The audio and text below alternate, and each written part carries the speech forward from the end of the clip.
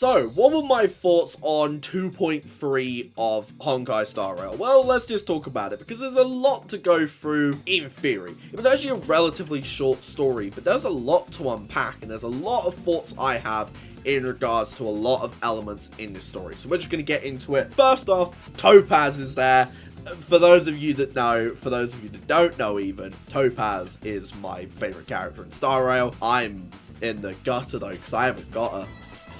2 runs, and I'm still Topazless. Crazy. But, you know, she's in the story. She was there straight away. I lost my damn mind when she showed up. What is going on? I'm literally like 2 minutes into the 2.3 story. Topaz! It's Topaz POV! We're winning! We're absolutely winning! I lost my mind. I lost my damn mind, and there's no other way to describe it.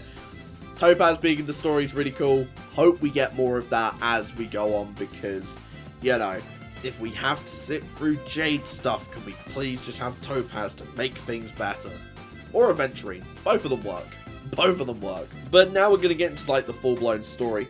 It's completely different to what I thought it was going to be.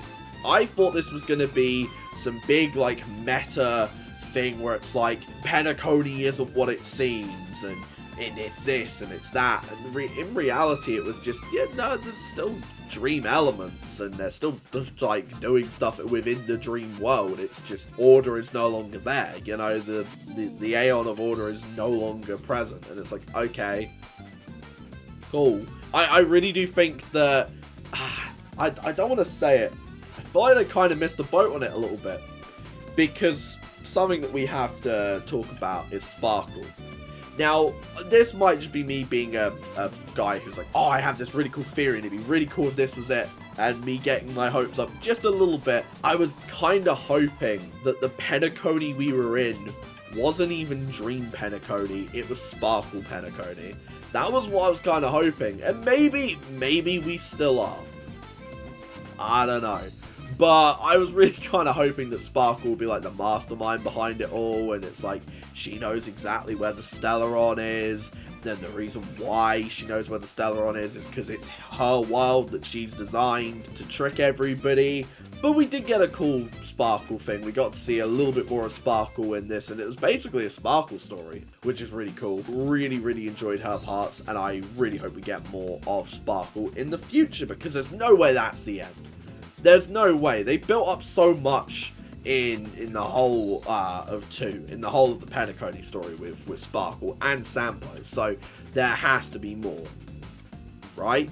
Like, come on, please? Please? But yeah, no, I think it tied up a lot of things. The Galaga story, the Watchmaker Legacy story, you know, it tied up the Sunday and Robin stuff. We know a lot about, like, where Sunday is, and we'll get on to that in a second, because there's a lot to talk about when it comes to one character in particular. Robin's just sort of there.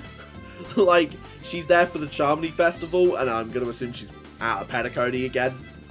Fair play. It wrapped up a lot of really cool stuff, and we got a really touching bit towards the end where it was all of the Astral Express crew giving their farewells to the nameless that were, and that's really cool. And that's just saying that there was a really nice way of wrapping up. That's when you know that we're at the end of the story, or like the end of this chapter. That's how you know we're at the end of the Penacony story, is because we're starting to wrap up and we're going to head somewhere. And we are going somewhere. I forget the name, but Black Swan is leading us somewhere, and that's a scary thought. That's a very scary thought. But hey, who knows? It might be fine. We can trust the Memo Keeper woman, right? Right? We can trust the Nihility women. I think so. I think we might be able to. But now we get into Jade. I don't like her. I don't. I really don't like Jade. I don't like her character at all. I think she's annoying. I think that she is just a really just not good character. And I think it's intentional. I think I'm not meant to like her. I really don't like this weird Topaz Jade dynamic. I really don't. It just doesn't sit quite right with me. The word Stockholm come to mind. I'm gonna keep it 100%. It really does feel like that. And in all honesty, I'm just not a fan of Jade, which makes my life easier because I'm currently going for Ruan Mei. I'm not even going for Firefly. I know, crazy. I will be skipping Jade's banner entirely, and then I'm probably going to be saving up for another character coming out soon. Firefly, I don't know. Firefly's story feels really weird to me, and I just can't quite put my finger on what it is. Maybe there's more to be discovered about her. Maybe we're going to learn a lot more about her through, like, 2.4, maybe even further than that, I don't know. Maybe we're just going to keep getting a bunch of story in regards to Firefly, because there's still a lot that isn't explained fully yet. And maybe that's just me being ignorant, maybe that's just me not being a massive Firefly fan, I don't know. I feel like if it's not explained in the story, then there's a lot to be desired. And that's fine if we get that payoff. I think Firefly's an okay character. Really, again, I don't know. It feels really weird building up this character who's a Stellaron hunter who has murdered many, and then building her up to be this character that really, really likes the main character. Like, I don't know. It just feels a little weird to me. Because it's not even like she's disregarding her Stellaron hunter role. And she's like, I don't want to be a Stellaron hunter. She's just a Stellaron hunter and also just somebody who just wants to live life, and it's weird. Like, I understand it, it's the whole point of like a moral dilemma and a moral conflict and an internal conflict, but I don't know, it just feels a little weird. And until we get that a little bit more wrapped up and a little bit more focused, I'm just not feeling it right now, you know? The Everyone Is Here style of 2.3 was really cool. You know, we had like Argenti, Boot Hill, Aventurine, Acheron was there for a little bit, Gallagher was there in spirit in a little statue. You know, we had Robin, we had Jade, we had Topaz, we had like all of the Astral Express just chilling. We had everybody, and it's crazy to me because, you know, that's cool. Ensemble style. But we have Boot Hill there. But if you were somebody that skipped the optional dialogues and went straight to the Charmony Festival, you would not know the Boot Hill story is still going on. Why?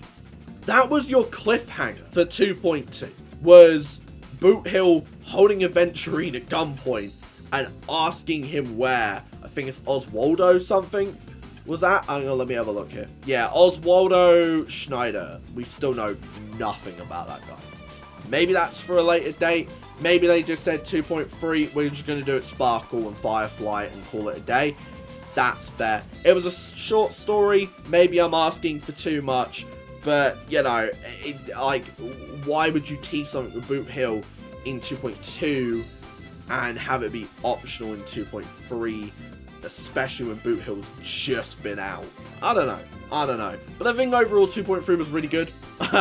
Please don't let my talking negatively for the past little bit, please don't let that deter you from the fact that I still think 2.3 was really good. It just felt really different to what I thought it was going to be. And I guess that makes sense because the order and all of that for Penacony and the way that we viewed Penacony has completely changed because we've gotten rid of the Order and Sunday and all of that. I didn't even talk about the fact that Jade has Sunday captive now, which was the massive cliffhanger for 2.3.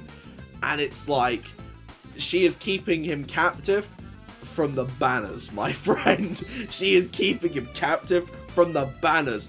Nobody's ever going to be able to pull Sunday because he's just not going to be on the banners because Jade has it.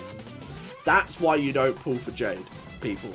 She is holding Sunday hostage from the banners. You want to pull Sunday, you don't pull for Jade. There you go. But no, I think the tonal shift was intentional. Penacony's different now, because it's no longer the Order. It's not even the Harmony anymore, technically. It's the Harmony, the IPC, and the Astral Express in a weird sort of conglomerate. And that's pretty cool. I'm very interested to see where the story goes next. Don't know where we're going. don't know what we're doing, but you know what? I'm excited. I'm incredibly excited. And yeah, like, that's it. Let me know your thoughts in the comments below. See ya.